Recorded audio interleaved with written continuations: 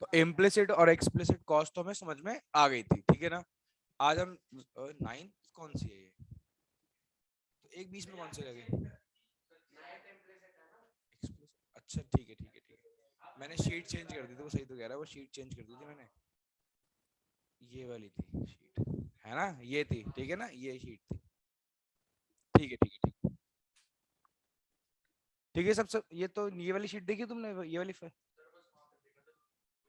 Explicit, ये वाला ये सब नहीं देखा ना, कोई प्रॉब्लम नहीं, चलो अभी बता दूंगा, पहले लास्ट कॉस्ट भी करा दूं, उसके बाद मैं कराऊंगा सारी चीजें, ठीक है। लास्ट पे आ जाओ पहले जल्दी।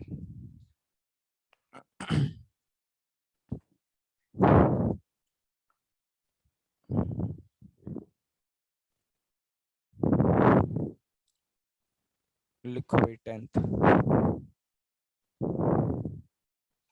हाँ, अपॉर्चुनिटी कॉस्ट, अपॉर्चुनिटी कॉस्ट, ठीक है, लिखो। It is the cost, it is the cost of next best alternative uses, alternative uses which have been foregone,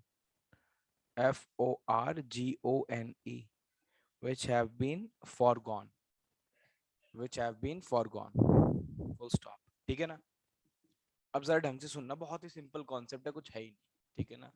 एक तरीके से इसको इम्प्लिसिट कॉस्ट ही मान लेना, ठीक है।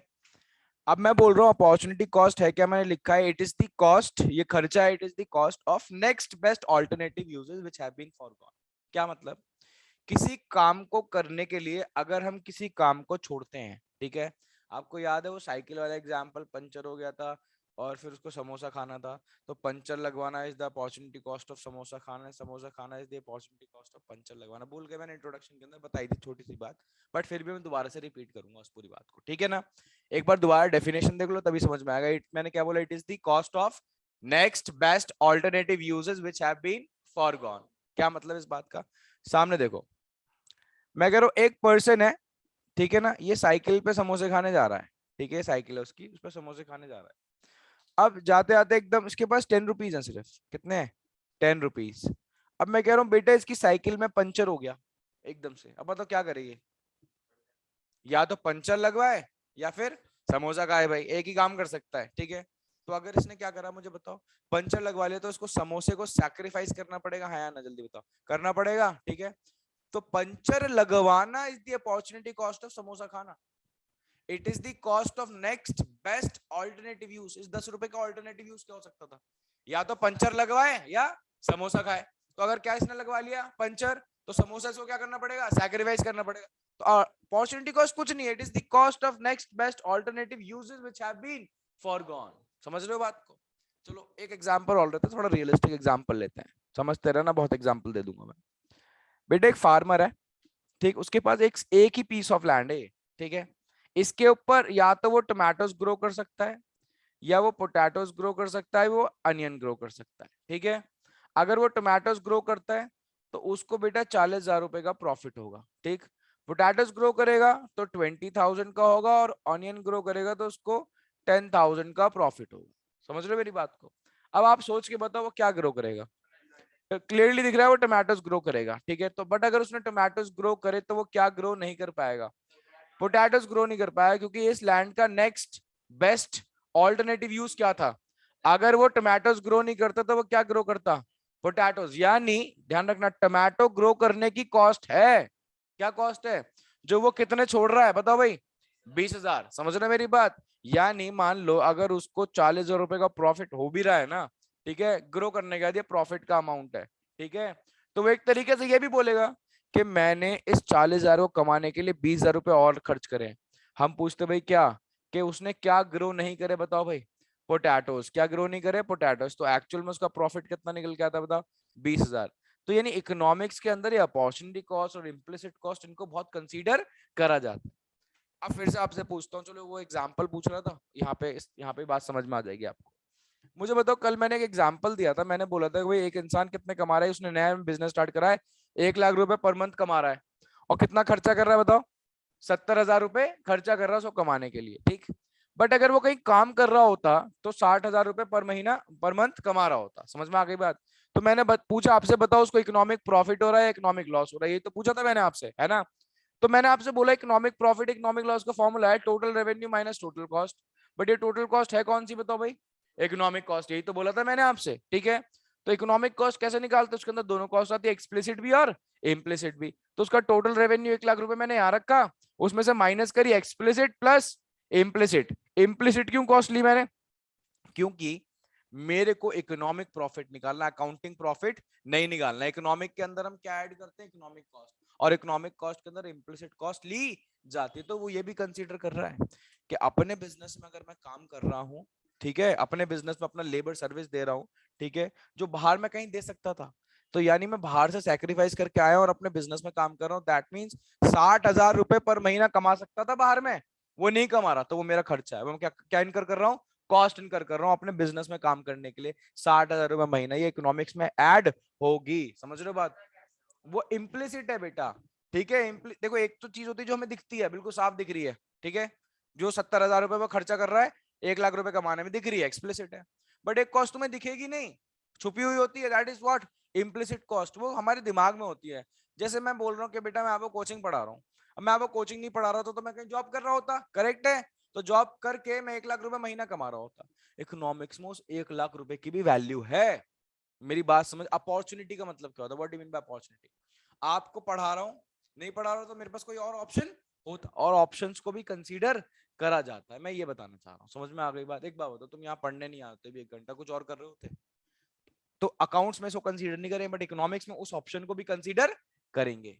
जब भी हम लाइफ में कुछ काम करते हैं तो दूसरा को सैक्रिफाइस करके ही काम करते हैं। समझ में आ गई बात? तो जो सैक्रिफाइस कर रहे हो वो खर्चा कर रहे हो तुम एक तरीके से। 60,000 रुपए मैं नहीं कमा पा रहा, क्यों? क्योंकि मैं कहाँ पढ़ा रहा हूँ? यहाँ पे। खर कमा नहीं पा रहे तो खर्चा ही तो है वो मेरा। छोड़ रहे हैं, मैं उसको सैक्रिफाइस कर रहा हूँ। खर्चा क्या होता है? तुम्हारे पास से पैसा जाना, तो चला ही तो गया, और ना आता ना मेरे पास। अब जरूरी थोड़ा खर्चे का मतलब पहले आए और फिर जाए। मेरे पास आ ही नहीं पा रहा, मैं तो उसको भी खर्चा मान रहा हूँ, अदरवाइज आ जाता ना मेरे पास, इसलिए उसको इम्प्लिसिट कॉस्ट बोलते हैं। ठीक है, बात समझ में आ गई? अपॉर्चुनिटी कॉस्ट क्या है? अपॉर्चुनिटी वहां पे, यहाँ वहां पे सिर्फ एक ऑल्टरनेटिव, यहाँ पे मल्टीपल ऑल्टरनेटिव्स होते हैं। देखो मैंने क्या लिखा है, it is the cost of next best alternative uses. क्या लिखा है? Uses which have been forgone, जिनको हमने क्या कर दिया? छोड़ दिया। समझ में आ गई बात? ठीक। तो यानी ध्यान रखना बेटा, ये जितने भी ऑल्टरनेटिव थे ये आपकी अपॉर्चुनिटी कॉस्ट थी। क्या थी? Opportunity cost. और एक तरीके से opportunity cost is also an implicit cost. ये भी क्या होती है? एक इम्प्लिसिट कॉस्ट ही होती है अपॉर्चुनिटी कॉस्ट। समझ में आ गया? इम्प्लिसिट कॉस्ट, अनुराग, वो सारी कॉस्ट है जिनको बुक्स ऑफ अकाउंट में शो नहीं करा जाता, वो कोई सी भी कॉस्ट हो। ठीक है, समझ में आ गई बात? और जिनको बुक्स ऑफ अकाउंट में लिख देते हैं वो सारी की सारी एक्सप्लिसिट। तो इकोनॉमिक्स के अंदर भी कॉस्ट को दो पार्ट में डिवाइड करा गया, तो एक्सप्लिसिट या इम्प्लिसिट। ये बात ध्यान रखना। ठीक है, आगे चले। ये बात समझ में आ गया? अपॉर्चुनिटी कॉस्ट भी क्लियर। 10 कॉस्ट हो गई टोटल, ठीक है ना। बीच में एक छोटा सा क्वेश्चन रह गया था, why average cost curve is U shape, तो उसमें 3 पॉइंट है, उस पर आऊंगा मैं अभी। ठीक है, सबसे पहले बात करते हैं, आज 10 कॉस्ट हो गई, नाम बताओ। पहला total cost, fixed cost, variable cost, marginal cost, average cost, average fixed cost, average variable cost, explicit cost और अपॉर्चुनिटी कॉस्ट। ये 10 कॉस्ट हो गई ना, देखो टोटल कंप्लीट कर ली। ठीक, आओ जरा थोड़ा आगे चलते हैं, हेडिंग डालो मेरे साथ,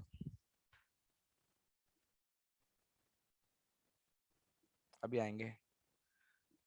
तो मैं अब देखो, दो कैटेगरीज हैं, एक तो हमें पढ़नी है रिलेशनशिप्स, एक हमें पढ़नी है न्यूमेरिकल्स। ठीक है, तो अभी हमें कॉस्ट माइंड में फ्रेश है, ठीक है, और फॉर्मूलेस भी हमें याद है क्योंकि अभी रिसेंटली पढ़ रहे हैं, तो मैं इसलिए न्यूमेरिकल स्टार्ट करा रहा हूँ। समझ में आ गई बात? क्या स्टार्ट करने जा रहे हैं? न्यूमेरिकल्स। ठीक है, हेडिंग डालो न्यूमेरिकल्स, न्यूमेरिकल निकाल लो पहले मैं, हेडिंग डालो न्यूमेरिकल्स। ठीक है, उसके बाद नीचे लिखो फॉर्मूलेस।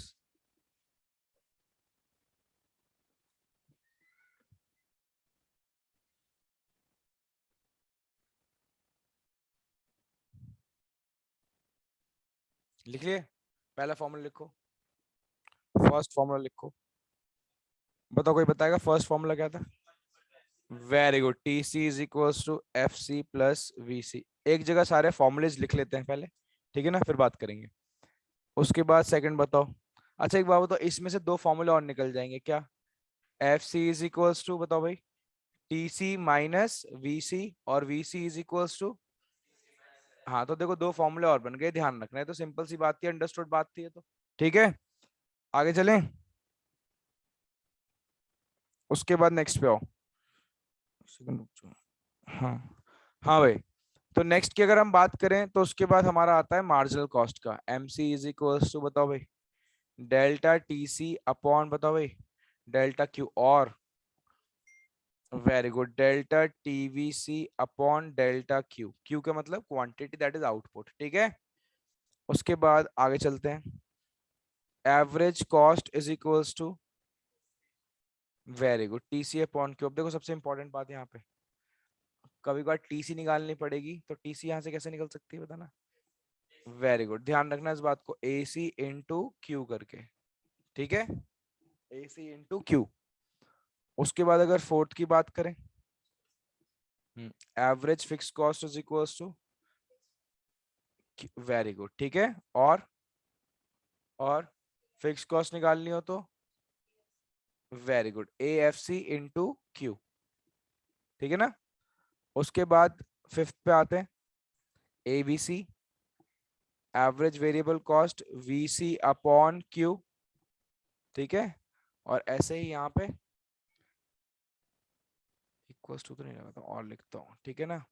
हमें क्या निकालनी है? वी सी ना, V C is equals to A V C into Q, ठीक है। ठीक है भाई, और तो कुछ कोई फॉर्मूला नहीं बचा? कौन सा बचा है? चलो वो भी लिख देता हूँ। ए सी एक तरीके से और निकल सकता है, that is A C is equals to A F C plus A B C. ध्यान रखेंगे इस बात को भी।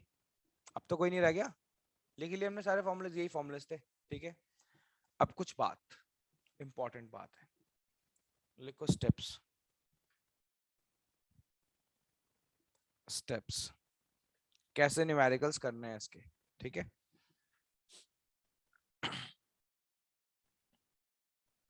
Always, always start the question, always start the question, कहां से स्टार्ट करना है? From zero level of output, from zero level of output. Always start the question from zero level of output. हमेशा क्वेश्चन कहां से स्टार्ट करना है? Zero level of output से, कहीं से भी दे रखा हमें मतलब नहीं। Second, try to find,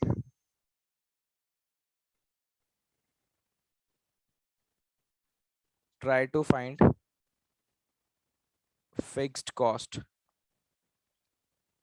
try to find fixed cost. Last, follow the, follow the sequence, sequence of the output, follow the sequence of the output, follow the sequence of the output। अब ये ऐसा है नहीं, ये मैंने करवाया ताकि steps बताया ताकि आपको लिए क्वेश्चन करना इजी हो जाए। समझ में आ गई बात? अब क्वेश्चन क्या है, कैसे करने हैं, लिखो जरा, निकाल लूं पहले।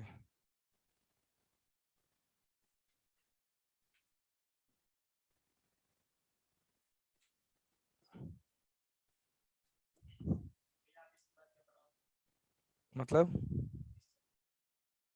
अभी चैप्टर तो कंप्लीट हो गया, उसके बाद चलेगा supply, elasticity of supply, revenue, producers equilibrium. क्या ये पहले मैं एक यूनिट कवर करा दूं इसकी यार, ठीक है।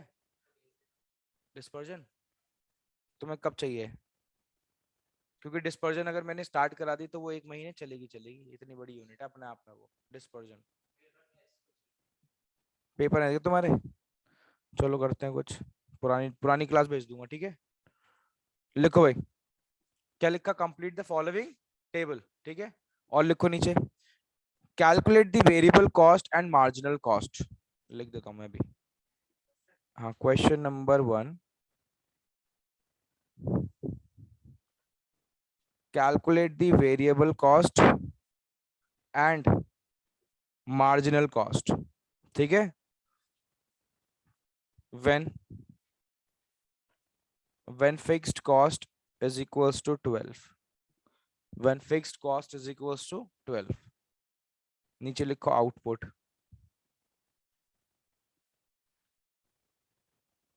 1 2 3 4, उसके बाद लिखो टोटल कॉस्ट, टोटल कॉस्ट 20 26 31 38, ठीक है भाई। चलो आप दिमाग लगाओगे या पहला क्वेश्चन मैं करके दिखाऊं? करोगे, चलो स्टार्ट हो जाओ।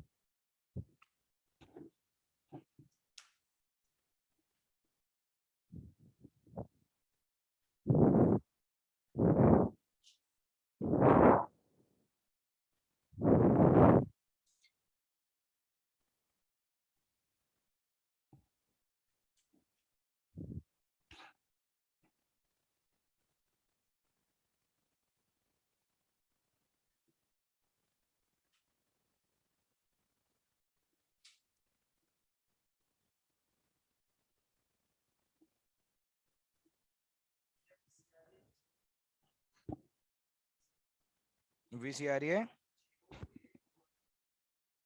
Very good.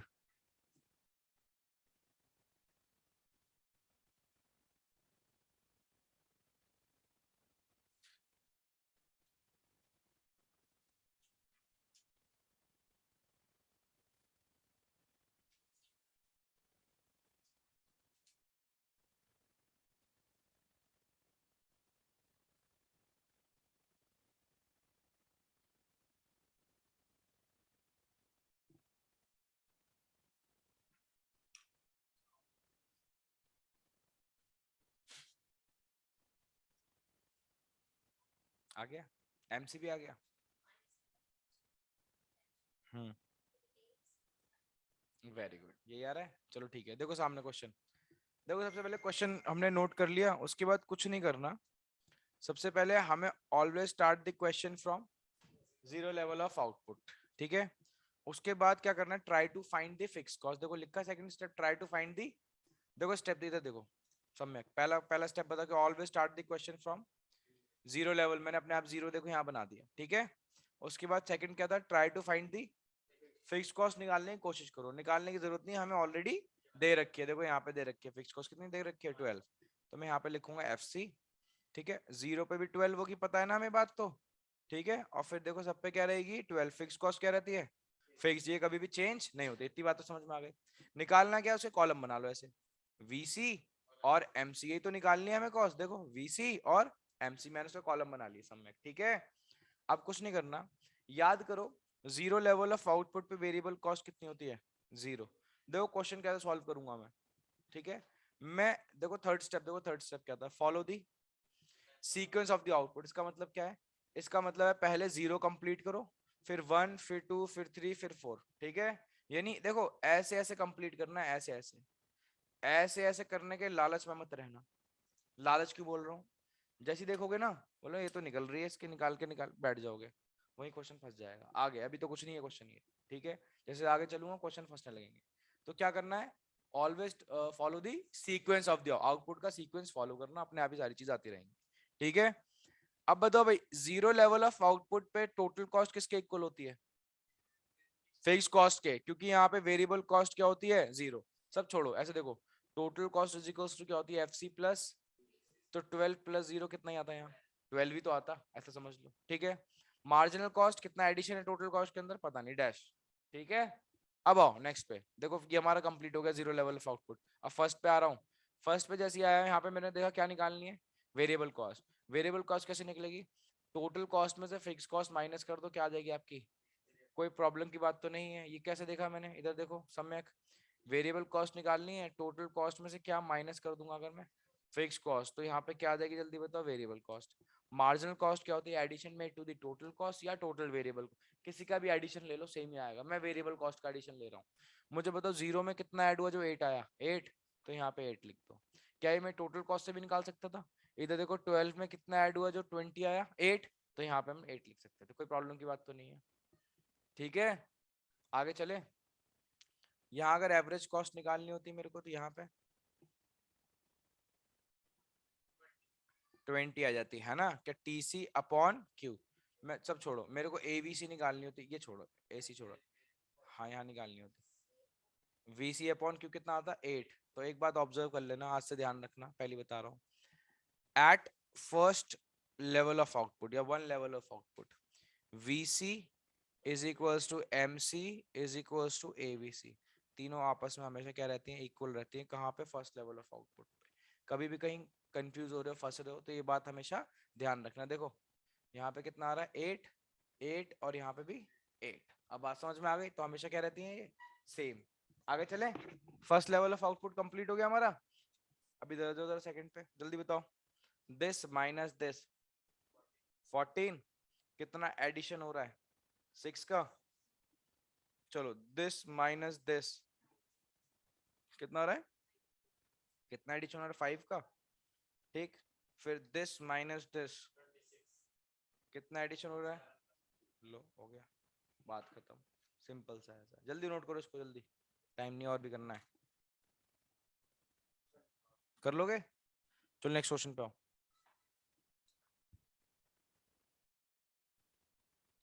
क्वेश्चन नंबर 2, लिखो complete the following table.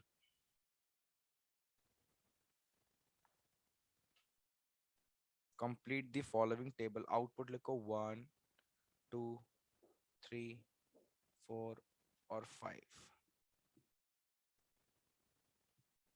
Average fixed cost, marginal cost और टोटल कॉस्ट,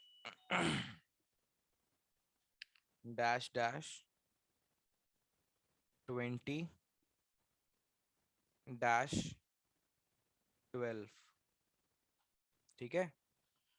उसके बाद डैश 10, 8 डैश 10, उसके बाद डैश 82 डैश 99 डैश। ये डैश दिए, ये फिल करना है, फिल इन द ब्लैंक्स।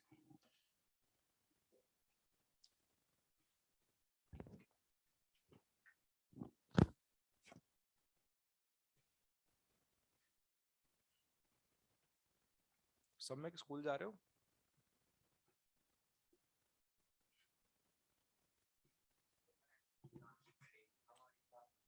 हैं?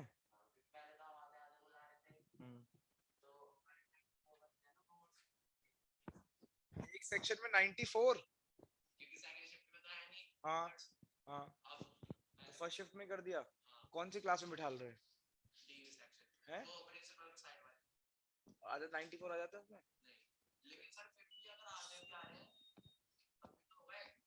50 50 के बराबर मान लो।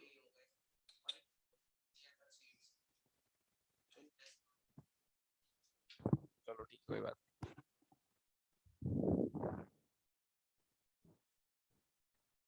जल्दी जल्दी जल्दी।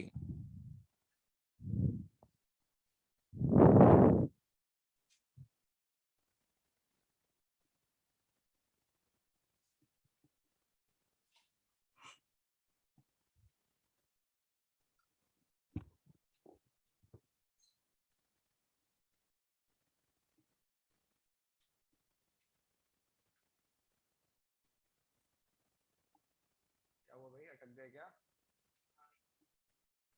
तो सिर्फ अपने ब्रह्मास्त्र पर जाओ जो 3 स्टेप्स हैं ऊपर के, मैंने तो अभी स्टार्ट ही करे हैं क्वेश्चन के।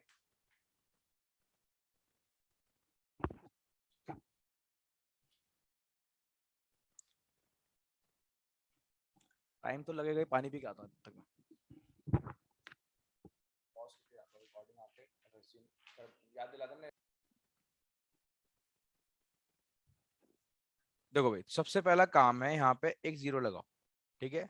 आउटपुट कहाँ से स्टार्ट कर रहे हैं? जीरो लेवल ऑफ आउटपुट से, ठीक है ना। अब मुझे एक बात बताओ, AFC के बिना FC के निकल जाएगी? सेकंड स्टेप था try to find the fix cost. तो यहाँ पे एक फिक्स कॉस्ट का कॉलम बनाओ, तो ऐसे लिखो, तो यहाँ फिक्स कॉस्ट, ठीक है, लिखो पहले यहाँ पे फिक्स कॉस्ट का कॉलम बनाओ। चाहिए तो पड़ेगी हमें, जरूरत तो होगी, है ना। अब अगर फिक्स कॉस्ट आपने निकाल ली, आप आ गई 60 ना। देखो कैसे आई 60, वेरी गुड। तो यहाँ से आपको क्या करोगे, दिस इंटू दिस, फिर उसको वेरीफाई भी कर लेना, ठीक है। 12 इंटू 5 कितना? 60। तो हमें देखो ये मिल गई, तो मैं क्या करूंगा, कुछ नहीं करूंगा, यहाँ पे क्या लिख दूंगा मैं, 60 60 सब पे क्या रखूंगा उसको, बताओ भाई, सेम। फिर क्या प्रॉब्लम हो रही है, जब आपने ये कर लिया है तो क्या इशू हो रहा है आपको? आगे सारे आपके, ठीक है। अब इधर देखो सर ढंग से, ठीक, इतना हो गया। दो स्टेप फॉलो करे मैंने, अभी तक नहीं करे। क्वेश्चन को कहाँ से स्टार्ट कर लिया? जीरो से, और दूसरा फिक्स कॉस्ट भी फाइंड कर ली। तीसरा बताओ step, follow the sequence of the output का सीक्वेंस ब्रेक मत करना, बस पहले ही बता रहा हूँ, ठीक है। एक्सपीरियंस से बता रहा हूँ मैं, वो मैंने जो स्टेप्स जनरेट करे वो मैंने एक्सपीरियंस से करे हैं, ठीक है। तो कोई लिखे नहीं, वो एक्सपीरियंस है, ठीक। और एक्सपीरियंस में कोई बीट नहीं कर सकता, मैं मेरा ये मानना है। तो आपको सिर्फ सीक्वेंस फॉलो करना हो, कुछ जिन क्वेश्चंस में नहीं होगा पहले बता दूंगा, देखो यहाँ नहीं हो रहा, सीधा सीधा डायरेक्ट वाला कर लो।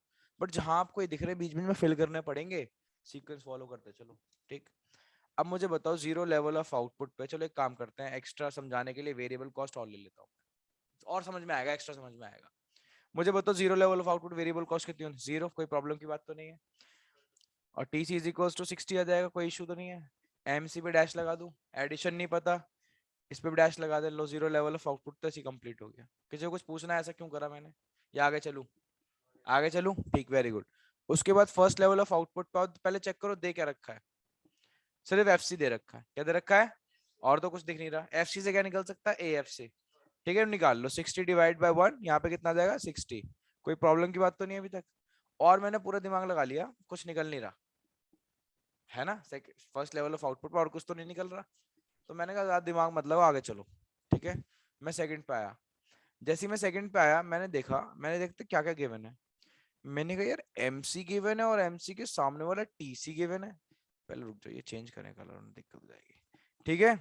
मैंने कहा यार MC गिवन है और MC के सामने वाला TC गिवन है, दैट मीन्स यहाँ पे कोई वैल्यू ऐसी रही थी जिसके अंदर 10 ऐड हुआ था, तो यहाँ पे कितना आया? 82। समझे बात, हाँ या ना? समझ गए? अरे दोबारा सुनो मेरी बात, आराम से रिलैक्स होके, बिल्कुल काम डाउन होके। मैं सेकंड पे आया, ठीक है। मैंने कहा यार ये तो कंप्लीट हो नहीं रहा, first level of output complete नहीं हो रहा, तो मैं कहाँ आ गया? सेकंड पे। और फिर मैं चलने लगा, मैंने कहा देखूं क्या क्या गिवन है। मैंने देखा यार MC गिवन है, और MC के सामने TC गिवन है। तो दैट मीन्स यहाँ पे कोई ऐसी वैल्यू रही होगी जिसमें क्या ऐड हुआ होगा। तो यहाँ पे कितना आया होगा? 82। तो यहाँ पे कितना रहा होगा? लिख दिया मैंने आंखें बंद करके। समझे? समय कि नहीं समझे? पक्का? देखो नहीं समझे तो मेरे को दूसरा तरीका भी आता है समझाने का, देखो। मैं इस 10 को हटा रहा हूँ, ठीक है। अब मुझे बताओ सम्यक, 72 में कितना ऐड हुआ जब 82 आया? तो यहाँ पे 10 लिखा हुआ दिया तो उन्होंने ऑलरेडी। समझ में आई बात, हाँ या ना? आ गई? तो यानी मैं क्या बोल सकता हूँ, जल्दी बताओ। मैं बोल सकता हूँ कि बेटा ऊपर वाला जो हमने TC निकाला है वो किससे निकाला, बताओ जल्दी से। सेकंड वाले MC से, यहाँ से निकाला। ये हमें गिवन है, ये हमें क्या है? ये गिवन था 10। समझ में आ गया? 10 गिवन था, तो मैंने कहा 10 यहाँ पे गिवन है, सामने 82, दैट मींस यहाँ पे कोई ऐसी वैल्यू रही जिसमें 10 ऐड हो गया, यहाँ पे 82 आया, दैट इज क्या रही होगी? 72। अब मुझे बताओ 60 में कितना ऐड हुआ होगा जो 72 आया? तो यहाँ पर 12 लिख दो, और ये इसको भी कंप्लीट करो अपना, ठीक है। VC निकाल दो या रहने दो? निकालू? TC, चलो सब सब छोड़ो छोड़ो। फर्स्ट लेवल ऑफ आउटपुट पे तीन चीजें इक्वल होते हैं, VC is equals to MC is equals to ABC। MC आ गया ना, कितना आ रहा है? तो यहाँ पे आग बंद करके लिख दो कितना, 12। और नहीं भी लिखते तो इधर देखो, TC minus fix cost is equals two variable cost, यही आता। बहुत तरीके से बताऊंगा सारी चीजें, जो भी फीड हो जाए दिमाग में वो फीड कर लेना। मुझे बताओ समझ में आई बात ये? अब जरा आपने इस वाले लेवल पे आ जाए जल्दी से, सेकंड पे, ठीक है। करने का तरीका देखा, टाइम वेस्ट नहीं करना। बहुत से बच्चे फर्स्ट भी अटक के टाइम वेस्ट कर देते अपने 10 मिनट। आगे तो बढ़ो, देखो कुछ और चीज आगे, आगे बढ़ो। आगे मिल गया तो एकदम पीछे जाके, इसलिए कहता हूँ क्वेश्चंस को पूरा देखो ढंग से, पहले एनालाइज करो, ठीक है। एक जगह मत अटको, एक जगह अटक गए उसी पे अटके रह जाओगे, ऐसे ऐसे। ऐसे चलो ना, ऐसे चलने में सारी कॉस्ट पे नजर रहती है। ऐसे चलने में सिर्फ उसी कॉलम पे नजर रहती है, इसलिए सॉल्व नहीं हो पाते। ठीक है, अब जरा ढंग से देखो, यहाँ पे ए एफ सी रह गया, ये तो निकाल लो, सिंपल सा बताओ कितना आएगा 30, 60 डिवाइड बाय 2 30, और यहाँ पे वीसी बताओ भाई 22। कोई प्रॉब्लम तो नहीं, टीसी माइनस एफ सी कर दिया। आगे चलें थर्ड पे, अभी तक तो मेरे को कहीं तक प्रॉब्लम नहीं आई, ऐसे चलने में मेरे को प्रॉब्लम नहीं आ रही है। उसके बाद मुझे बताओ सिर्फ क्या निकालना है, टीसी। टीसी कैसे निकालोगे, पहले आप एक काम करो, क्या, हाँ ऐसे कर लो। अच्छा एक बात बताओ, किसी और से भी निकाल सकते हो किसी और तरीके से? हाँ उठा लो उठा लो।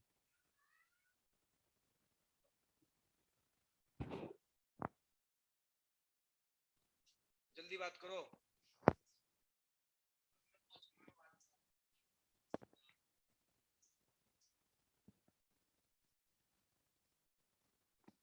देखो अगर यहाँ पे हमारा वीसी आ जाता ना, ठीक है, तो निकल जाता, बट वीसी निकालने के लिए हमें एएफसी एवीसी दे नहीं रखा। अगर एवीसी होता हमारे पास, मैं वीसी निकाल के दोनों को क्या करता, ऐड करता, हमारा टीसी आ जाता, बट दे नहीं रखा। बट हमें क्या दे रखा है जल्दी बताओ, एमसी, तो मैंने इसको इसमें ऐड करा, तो यहाँ पे कितना जाएगा 90, कोई प्रॉब्लम तो नहीं है। अब ये टीसी आ गया, इसको इसमें से माइनस करो, यहाँ कितना जाएगा 30। उसके बाद अगर हम बात करें तो देखो फिर से ये AFC, this divide by this कितना आ जाएगा 15। ठीक है, एमसी कितना एडिशन हो रहा है 9 का लिख दिया, यहाँ पे दिस माइनस दिस कितना आ जाएगा 39। ठीक है, लास्ट पे आ गया, जल्दी से बताओ लास्ट, इसको इसमें ऐड करो कितना आ जाएगा 109। 109 माइनस 60 49, यहाँ पे 49 लो, पूरा क्वेश्चन कंप्लीट हो गया, जिसमें एक चीज एक्स्ट्रा और करके दिखा दी हमने, वेरिएबल कॉस्ट, वो तो मांगी भी नहीं थी। कोई प्रॉब्लम नहीं है, वो तो निकल जाता है इजीली। वेरी गुड, समझ में आ गई बात, आगे चले। हाँ, लिखो एक और क्वेश्चन, सिंपल सा क्वेश्चन देते हैं, ज्यादा हार्ड नहीं देते। क्वेश्चन नंबर 3, आउटपुट लिखो 1 2 3 और 4। ठीक है, उसके बाद टीसी लिखो 50 डैश डैश 180। ठीक है, उसके बाद लिखो एवीसी डैश 27 डैश 30। ठीक है, उसके बाद एमसी लिखो 30 डैश 27 डैश। चलो भी स्टार्ट हो जाओ।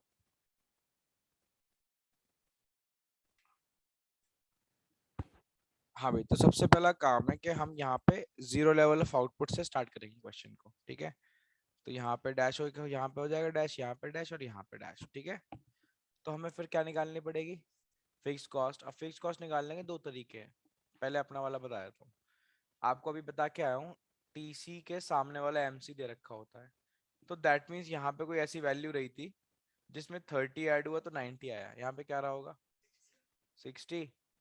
और जीरो लेवल ऑफ आउटपुट पे जो टोटल कॉस्ट होती है, वही फिक्स कॉस्ट होती है। क्यों? क्योंकि वहां पे वेरिएबल कॉस्ट होती नहीं है, वेरिएबल कॉस्ट क्या होती है वहां पे, जीरो। समझ गए बात को? तो ये सिर्फ देखो, ये भी तरीका था एक। ठीक, एक और तरीका सुन लो क्या था फिक्स कॉस्ट निकालने का, सब में एक देख लो, ध्यान दो यार, ध्यान नहीं दोगे तो सब टॉपिक छूट जाएंगे ये। ठीक है, एक और तरीका सुन लो, मुझे बता एवीसी दे रखा है हाँ या ना, तो यहाँ पे मैं जाऊंगा वीसी कॉलम बना लूंगा। मुझे बताओ 4 into 30 कितना होता है 120, तो यहाँ वीसी आ गया 120।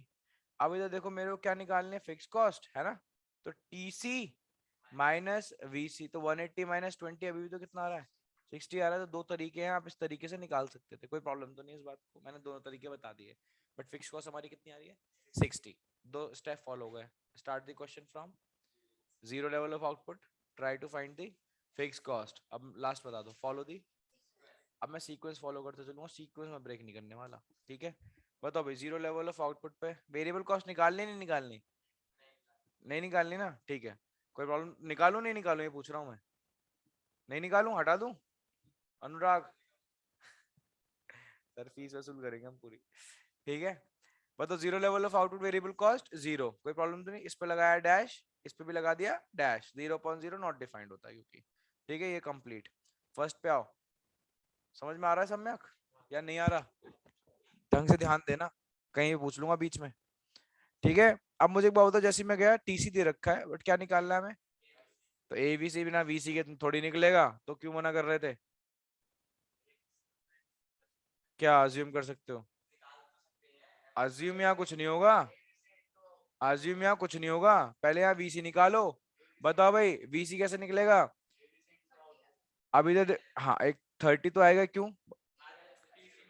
अब एक बात है, ऐसे भी देख सकते हो, मुझे एक बात बताओ, addition made to the total cost और total variable cost, marginal cost ही तो होता है। जीरो में मैं 30 ऐड करता ये वाला, तो भी तो यहाँ पे कितना आता, 30 ही आता।